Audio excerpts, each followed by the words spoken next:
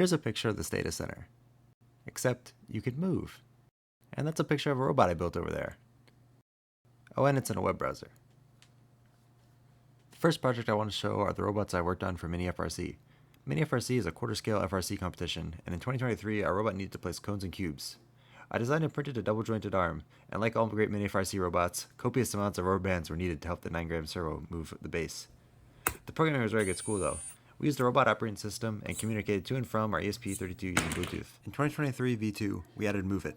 Move It is a motion planner typically used on 6 or 7 degree of freedom robot arms, but due to the modular nature of Ross's hardware interface, we wrote a controller that interfaced with other servos or Bluetooth, and Move It treats it exactly the same as any other servo. This allowed us to test in simulation, have extremely coordinated arm movement, which can even plan around obstacles. Due to the weight and size constraints on Mini FRC, fitting a camera and the required processing power on board had never previously been done. However, our unique architecture lends itself perfectly to running localization off-robot, where we put the tags on the field and on the robot. We then have a camera sitting off the field that can see our robot and the field tags. This works because if you know the transform between the camera and baselink, camera and map, you can get map to baselink. I just love how hilarious our robot looks with tags, and here you can see our 4-piece auto.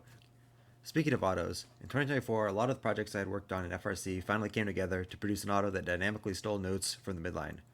Early on I wrote CUDA code to optimize the pre-processing step of our object detection, as well as object tracking. In 2024, I got localization working, enabling us to path follow. The auto you see tracks a path close to a note, and then uses object detection to close the loop and pick a note up. It then repeats, and if the note is missing, it can adapt and move on to the next one. Of course, I also have to talk about how you can walk around and see my projects in Stata. This project is based off of Flight Goggles, which is an MIT project where they made a photorealistic simulator for training drones. I managed to find a download which included enough information to recreate the Unity project, where I've repurposed it for WebGL and wrote the game you can see now.